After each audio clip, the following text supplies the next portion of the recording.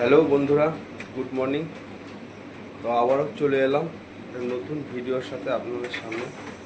তো এখন বাজে 5টা 20। আজকে যাব একটু বেলঘড়িয়ায় একটা নতুন কাজের বিষয়ে। তো চলো যাওয়া যাক বেলঘড়িয়ায়, কিন্তু যাবো আজকে ট্রেন লাইনে। তো চলো সঙ্গে থেকো, সাথে থাকো, দেখতে থাকো। তো বন্ধুরা, ফাইনালি বেলঘড়িয়া এসে কাজকর্ম মিটিয়ে দিয়ে আবার ফেরার পথ। তো স্টেশনে উঠলাম। স্টেশনে উঠে দেখলাম কোনো খবর হয়নি গাড়ির। তা গাড়ির খবর হওয়া মাত্র আমি এখানে ওয়েট করলাম অনেকক্ষণ ধরেই। তা গাড়ি আসবে খবর হলো এই মাত্রই। তা গাড়িতে উঠে দেখি রানাঘাটের দিকে যেতে থাকবো।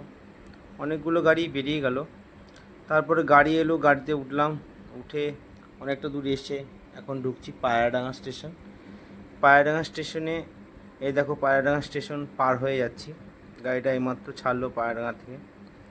তো সুন্দর মনোরম দৃশ্য স্টেশনটা খুব একটা ভিড় নেই, ফাঁকাই রয়েছে। তো এই পায়রাডাঙ্গা স্টেশন আমাদের।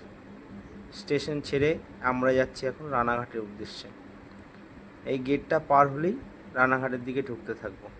তো বন্ধুরা দেখো, এই এখন ঢুকছি রানাঘাট স্টেশনের দিকে। তো সামনেই দেখতে পাচ্ছ মিশন গেটের সেই ওভারব্রিজটা নতুন যেটা হয়েছে। আগে এই গেটে দাঁড়িয়ে থাকতে হতো অনেকক্ষণ ধরে, এখন আর দাঁড়িয়ে থাকতে হয় না। ট্রেনের মতন যায়, 4 চাকা, 6 চাকা, 12 চাকা, 10 চাকা যত গাড়ি আছে সব ওপর দিয়ে চলে যায়। অত আর জাম বাঁধে না, আর যানজটও হয় না। খুব সুবিধা হয়েছে মানুষের। খুবই ভালো লাগলো দেখে যে আমার শহর রানাঘাট একটু পরিবর্তন হয়েছে।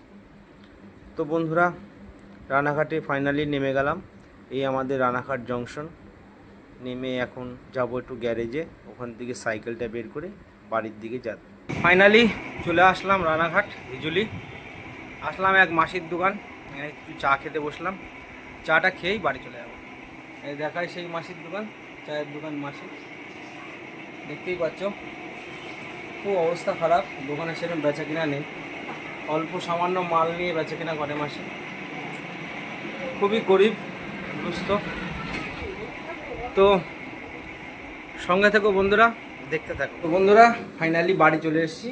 তখন বাজে 1:30।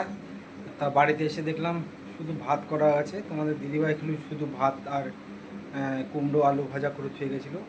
তা আর ডাল করেছিল। তো এই দিয়ে কী করে হবে। তা আমি আসার সময় 500 মতন 700 মতন মাংস নিয়ে এসেছি।